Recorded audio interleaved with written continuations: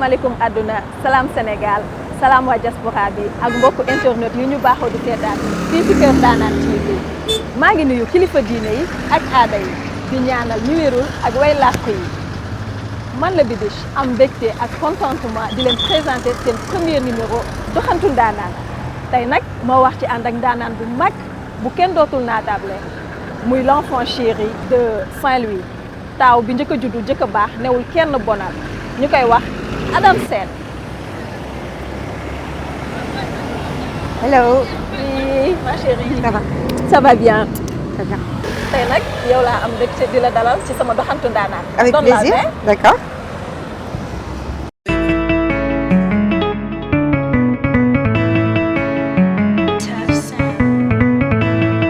It's your girl,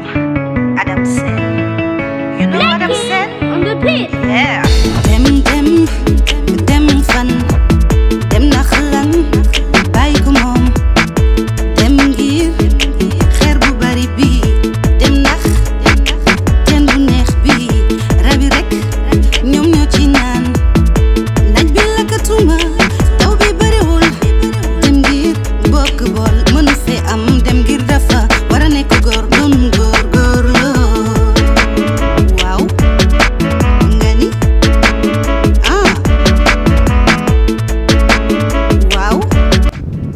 Adam na nga def. maa ngi fi Bibiche. Adam ma bàyyi la nga nuyoo mbokku téléspectateurs yi nga xamante ne ñoo ñuy seetaan sa fans yi ak sa famille et tout le monde. Merci Bibiche maa ngi leen di nuyu di leen jaajëfal si invitation bi fii si Kër Ndanane TV donc maa ngi nuyu waa Sénégal di si jiital waa Saint-Louis sama waa dëkk di nuyu ñëpp ñi nga xam ne suñu seetaanee émission bi dinañ ma xam ne di nuyu aussi sama mbokk yi may suivre mes amis sur Facebook sur Instagram sur WhatsApp si réseaux sociaux yëpp daal de façon générale te aussi di nuyu ñëpp ñi nga xam ne ñu ngi bëggee man li may defee. lan liberté bi ci espace bu lëndëm bi mbay sama bët yi ci suuf di wut garab yi nga xamante ni ñoo ma suxat bu bët setee garab yi bëw dem ngir kër gi daf may niru lu lëndëm dem ngir dafa war a nekk góor doon góor góor loo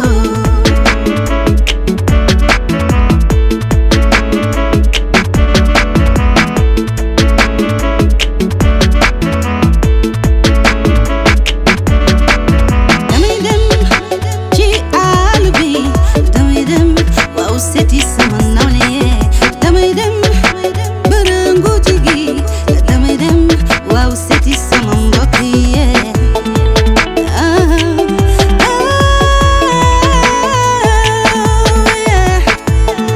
bul ma téye. Le début de ta carrière Adam. Alors je peux dire que man je chante depuis toujours mënuma sax fàttaliku début bi ma nekk xale ba léegi damay woy mais quand même j'ai commencé à professionnaliser ma musique en 2017 donc si laa ñëw décidé ñëw Dakar def comme ñëpp puisque fii moo ëpp ay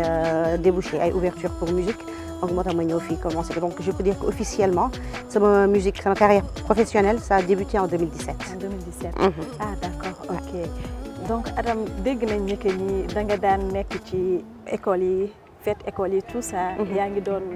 def say prestations foofu. loolu nan la la dikkee Adam. waaw absolument man j'ai toujours été passionnée de musique dama ko xam naa dama ko judduwaale parce que suñu kër kenn defu musique donc voilà famille boo xam ne jàng lañ lay sant rek man ma ñëw rek jàdd koñ ne musique laa bëgg donc loolu moo taxoon si fête scolaire bi nit ñi xamee ne damay woy parce que d'habitude je le faisais avec mes camarades de classe après ñoom ñoo dem di waxante naan Adam dafa mën a woy Adam dafa mën a woy après nag noonu laa commencé di animer un peu partout Saint-Louis fu xew amee si mu nekk xew école Fosco muy ouverture du foyer lañ daan wax suñu jamono donc man maa daan dem di man lañ daan invité man maa doon nekk une sorte de star locale man nañu wax daan invité ma yooyu fépp nag loolu moo tax ba passion bi topp ma ba fi ma toll nii ma décidé def ko carrière. léegi Adam gi xam nañ ne jàng nga.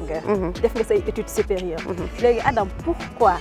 nga choisir musique bi au détriment de sa carrière enseignement.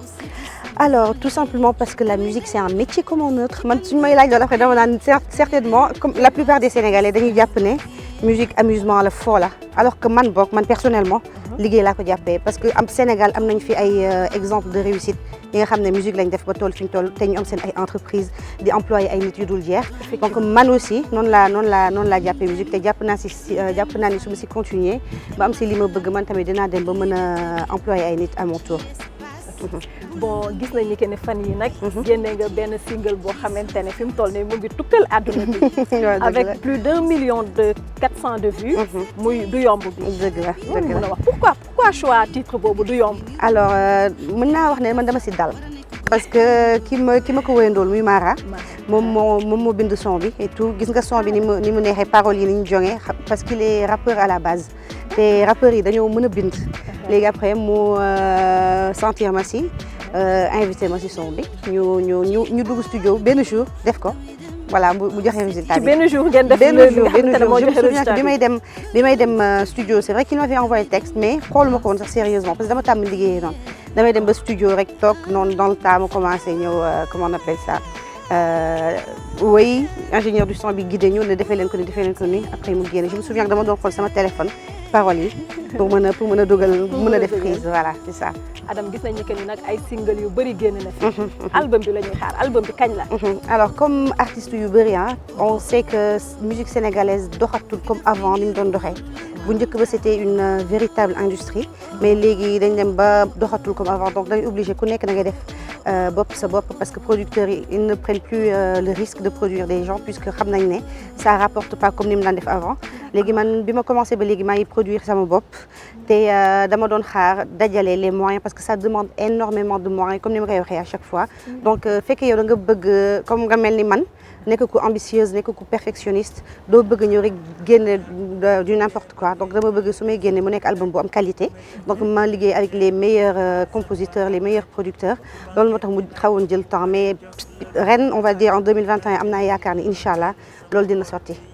bu leen fàtte nag ñu ngi ci seen émission doxantu ndaanaan te ku ne doxantu wax promenade Adam puisque nekk ñu Saint-Louis kon nag nañ daal di doxantu rek. biir Ndakaaru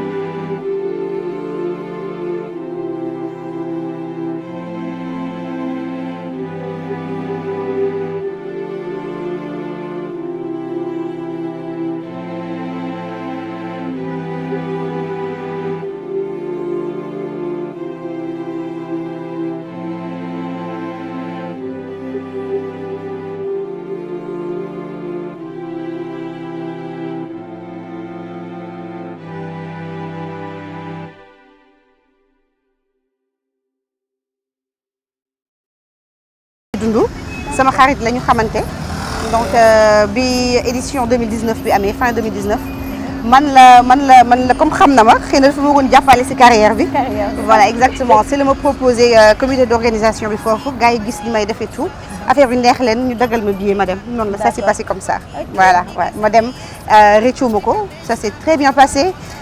j'ai bien représenté le Sénégal gars yi kontaan nañ fecc nañ xam nga et ça m'a fait plaisir parce que am naa fa li nga xam ne même parfois da ngay nekk Sénégal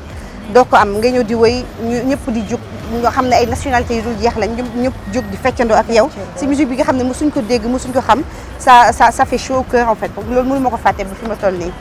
waaw du dégg ngeen Adam li mu wax. donc mën nañ wax ni que ni musique sénégalaise dafa nekk musique boo xamante ne fu ko waay tëgg fu ne rek jéggi na. exactement fu ko waay tëgg fu ne rek yëngal nit ñi force ñëpp yëngatu force amul que ni que ni tubaab laa amul mais c'est ça et tout ñëpp la mën a yëngal ñëpp la mën a yëngal léegi nag buñ jógee ci loolu rek dañ fiy jógee rek ma daal di yóbbuwaat Adam ci beneen endroit rek ñu daal di lépp ci biir doxantu lay xewee man moom dama sawar si doxantu bi sax parce que gëj naa génn nii moom xam dama mën tëju voilà kon nag ay ca ñu dem d'accord merci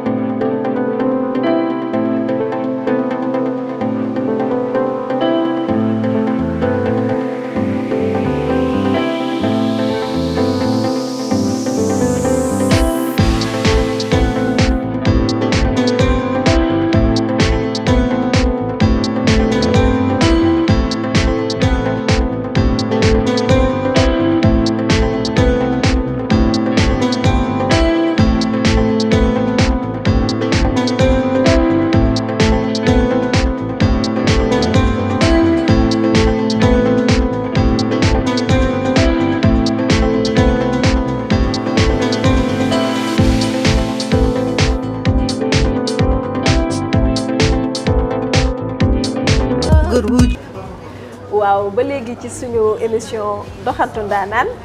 léegi nag gis nga atterrir si nañ fii nga xamante ne mooy le Grand Café du restaurant bu mag nga xamante ne quartier général lu ndaanaan yëpp la ñëpp a fii tase des ndaanaan tout comme Adam Sène en plus mu nekk quartier résidentiel u Adam aussi donc ñuy defar lu neex waaw gis ngeen suñu table bi ni mu yanjee mu nekk endroit bu chic aussi waaw mën nga fee ñëw pour def ci say after work waaw ou bien aussi ñëw sa benn dîner bu ndaw entre amoureux donc parce que décoration bi macha allah du gis ngeen ko nii ak suñu collation bu neex bi on en profite ñu trinquer Adam. santé.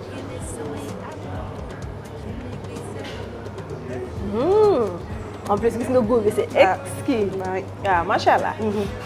léegi nag dañuy continuer Adam. D'accord. ci quelques questions yi nga xamante ne moo ñu dese. Adam nan ngay dundee succès bi Adam parce que gis nañ boom bi ngay def fan yi xale yi jël nañ la trop yow noo koy dundee fi mu toll nii. Naturellement mën naa ne dundeewu ma ko nenn parce que man am naa chance lu ma mën ci am su amee succès que mu ñàkk succès laa yemale ça ne me monte pas à la tête. Donc je reste la même parce que ñëpp xam nañ ne succès artiste moom c'est éphémère. Effectivement donc mën nga ko am tey comme suba mën nga ko bañ am léegi fekkee da nga nar a compter si loolu di am naa grosse tête da ngay sonal sa bopp rek parce que ni ñu lay yëkkatee tey suba mën nañ la folli te man donc loolu laay bañ xam naa ne xew ba fa amul mais bon li may bañ mooy teg sama bopp fu ma yeggul ñu dem ba benn instant amatuma ko may wayadi donc je préfère rester comme je suis am jàmm ak ñëpp voilà quoi naturel daal. naturel surtout la simplicité réside dans oui, l'art. absolument absolument voilà. waaye loolu moom dëgg la. léegi kii Adam comment trouvez-vous la musique sénégalaise? alors il y a quelques années. demoon nañ ba mu commencé woon mel lu dellu gannaaw commencé woon am benn vide ba nit ñi doon ko ressentir et tout mais quand même récemment je vois que ñu ngi def ay avancées yu spectaculaires donc talent yi bëri nañ Sénégal ku nekk yaa ngi def li nga mën pour wane sa talent li ma mën a wax seetlu bi ma si am mooy ça manque un peu de structuration en fait ça manque d'organisation. su doon sama sago Sénégal tey suñuy wax musique di tudd ay Nigéria di tudd ay Afrique du Sud fi ñu toll dañu tuddaale Sénégal peut-être manque d'industrie musicale structurée boobu moo tax yegguñu foofu parce que ku nekk da ngay jéem a def yow loo mën sa côté parce que amuñu benn yenn structure yu mag yi nga xam ne ñoo ngi réguler affaires yi di ko def comme ni mu war a demee tamit dañuy organiser tamit ay grands événements aussi gën a ubbi ay salles yi nga xam ne nit ñi dinañ fa mën a dem di produire donc je pense que loolu su amee Sénégal musique am dinañ ko déglu fu sori incha allah. tey jii lan nga boo amoon loo xamante ne yaa ngi koy proposer état bi plus particulièrement ministère de la culture lan lay doon pour côté structuration boobu au moins ñoom ñu gën cee mën a bàyyi xel lan nga leen mën a proposer loo xamante ne tey jii dina tax ba musique sénégalaise jéggi fi mu nekk nii. d'accord comme ni ma ko waxee donc il y a pas très longtemps doon nañ si waxtaan ba artiste doon def ay sit-in pour que ñu gën a jox gëdd seen liggéey donc li may ñaan peut-être ministère de la culture mooy ñu gën ñu jël au sérieux c'est vrai que depuis longtemps enfin ils peuvent dire que ñu ngi jël au sérieux mais si man dafa des en fait comme ni ma la wax sànq si gannaaw pardon nee naa la ñu bëri au Sénégal jëluñu les métiers d'art de façon générale comme liggéey bu sérieux donc il faut que ñu nekk si kaw jël ko comme lu sérieux pour ñeneen ñëpp mën ñoo jox gëdd boobu mën ñu jox considération boobu donc nan ñu ubbil ay endroits structuré ñu aussi defal ñu ay cartes d'artistes les maisons de droits d'auteur aussi gën ñu respecter li ñu fay suñu ay droits aussi artistes yi nga xam ne tamit tàmmuñu déclarer seen ay œuvres ñu dem di ko déclarer ji comme ça loolu moo ñuy permettre ñu mën a am xaalis comme ay Covid su amee ñaanuma yàlla mu amaat maa ngi bëgg sax mu jeex fi benn yoon du nekk dem di kaas wala di ñaanaat naan dafa metti si ñun parce que affaire yi su jaaree yoon normalement mën nañu fay ba duñu sax soxla nekk di kaas naan yoruñu wala affaire yooyu donc nañ ko teg si yoon jaarale ko si yoon xam ne ñun ay liggéeykat lañ comme liggéeykat yi am Sénégal yëpp donc nañu nekk ay mère de famille ay père de famille donc ay nit compter si ñun donc nañ structuré affaire yi fay ñu xaalis bi ñu war a fay ñu mel ni comme ñëpp kaas dootul amati jooy dootul amati. effectivement léegi Adam tes projets. alors comme chaque émission ni ma koy waxee rek. samay projet actuellement mooy liggéey génne album incha allah génne album bu am bu mucc ayib ni ñu koy waxee voilà bu neex donc liggéey si ak vraiment ñu xam musique donc comme ça su génnee ñu ne Adam kat liggéey na parce que bëgguma génne juste pour génne comme ça donc honnêtement fi ma toll nii loolu mooy sama projet te maa ngi ñaan yàlla ma yegg si ak jàmm. Inch'Allah yàlla baax na ça sera pour bientôt Inch'Allah ñu di ko xaar Inch'Allah bien sûr. waaw Adam gis nañ ni que ni yaa ngi accompagner pas mal d'artistes yoo xamante ne tey jii dañuy def seeni soirée grand théâtre wala mu nekk ci yeneen endroit yu gën a chic yu gën a mag yi tamit léegi Adam moom lu muy xaar ak quand le grand théâtre wala boog Sorano lan ngay xaar. alors xam nga man dama réaliste xam nga sànq ñoo ngi waxu succès. effectivement ñeneen ñi mën nañ jàpp ne succès la mais pour man moi qui suis tellement perfectionniste donc je préfère ma liggéey encore ba gën a prouver ba conquérir Sénégal bi yëpp. instant yëgagoo sa bopp quoi yëgaguma sama bopp voilà donc ba conquérir tout le Sénégal nga xam ne su ma décidé dem grand théâtre du ma nekk di stressé ndax dina fees wala du fees parce que nit damay bëgg nit ñi suñu déggee Adam day jouer rek ñu gaawantu savoir si dem donc loolu lay xaar te actuellement maa ngi liggéey bu metti am naa ñoom si accompagné te wóor na ma ne incha allah suñu fay yeggee dina nekk réussite. incha allah léegi Adam xam nga wax nga waxu single yi sànq ak yooyu. dama bëgg rek nga daal di ñuy mosal tuuti ci tey du yomb bi. nga bëggalee ko ñi ñuy seetaan. ok damay bëri daan champion damay bëri daan sama mbër mi mat na mbër ba noppi souple ni jaan ba pare nga sama combat man du yomb am na noo juddoor mboot yenn saay ma wër la ndomb bi ma pare yàgg na sa jëmm laa doon xaar négal tuuti ànd bi boy ma def cuuraay néeg bi sa xaar samay copain yàpp nañ ma jox ma clé bi lay daan sama bàjjen nee na ma bu ma la rey naa la cokotaan tey du yomb baby tey du yomb lu waay doon jaay démb tey mu lamb mënta yomb daadi mënta yomb naa génne samay amulu du wàcc néeg bi zéro. macha allah macha allah macha allah neex na. Bon léegi Adam sa mot de la fin. Alors di leen remercier yéen waa Kër Ndanane TV di remercier Jack sama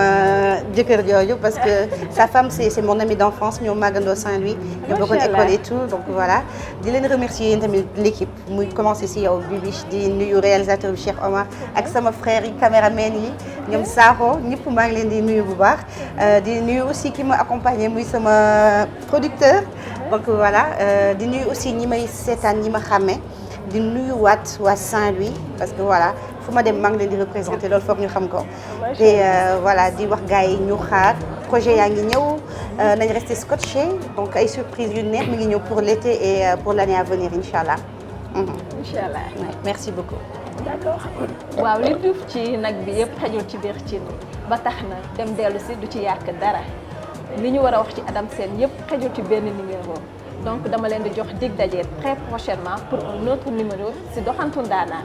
maa ngi remercier nag ñi nga xamante ne ñoo jàpp de près ou de loin ci émission bi ba mu mun a neex di jaajëfal bu baax nag sama équipe technique di Cheikh Omar di Pape Mor ak Fodé maa ngi jaajëfal tamit samay FDC di remercier nag Fatou Bintou Anne madame Diallo mi nga xamante ne moo génn ak man fii si tenue bi di leen jox rendez-vous très prochainement fii si Kër Ndanane TV